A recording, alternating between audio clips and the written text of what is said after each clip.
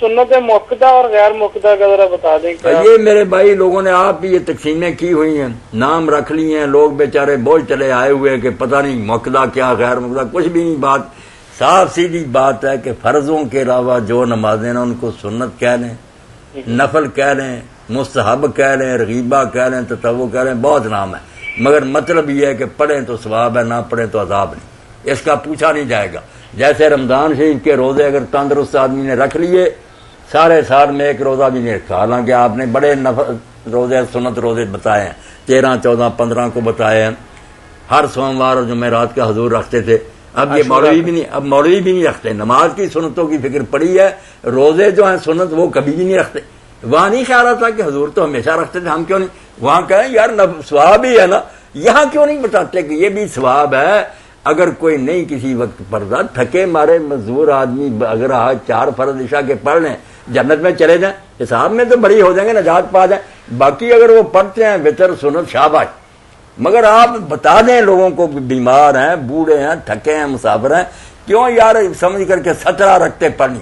اب عشاء کی نماز جو سونے کا وقت ہوتا اس میں 17 رکھتے بتا دی، جس میں 4 دکھا ہی نہیں سکتے. میں صاف کہتا ہوں دنیا جہان میں کوئی عالم نکالے کہ غیر مقتضی سنتیں 4 کہیں لکھی ہیں کتابوں میں؟ تم نے لکھ لی، حضور نے کبھی فرمایا ان کا؟ کبھی بھی نہیں فرمایا. 4 فرض، 2 سنت اور اس کے بعد وتر، یہ تھی رسول اللہ کی نماز. اس کے علاوہ عشاء کی نماز کوئی نہیں پڑھی. اور یہ وتر سنت بھی میں نے بتا دیا کہ جیسے نفل روزے ہیں ویسے ہے، ثواب ہے، بڑا ثواب ہے. مگر اگر کسی وقت کوئی نہیں پڑھتا، نفرت نہ کرے، نہ کوئی توہین کرے کہ کیا ہے سنت، ایسا کہے گا تو دین ہی گیا.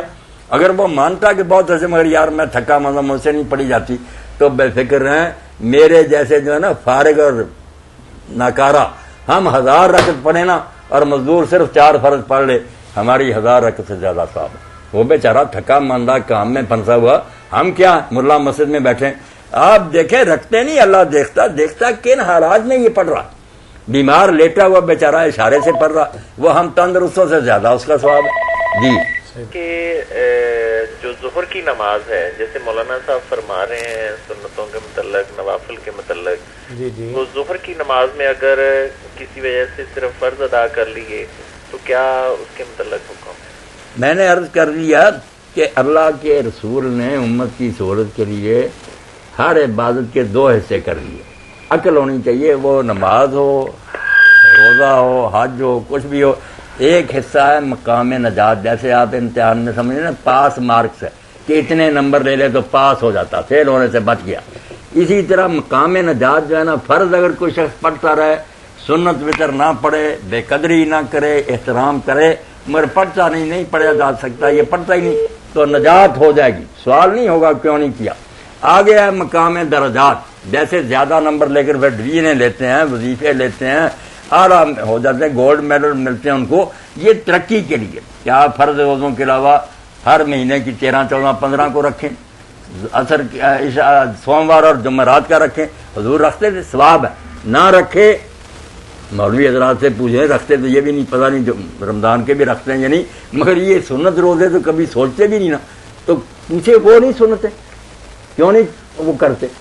بھائی مسئلہ ہے کہ کر لیں گے ثواب ہے. یہی ان سنتوں کا ہے کہ 2 فرض، فجر 4، زور 4، اثر 3، مغرب 4 عشاء. یہ ہے میرے بھائی مقام نجات، چھوٹنے کے لیے اتنا ہی کافی ہے. آگے ہے مقام درجات، اس کی تو حد ہی کوئی نہیں کہ سنتیں پڑھیں، نوافل پڑھیں، مکروہ وقتوں کو چھوڑ کر دیں رات جتنا عبادت چاہے کر سکتے ہیں.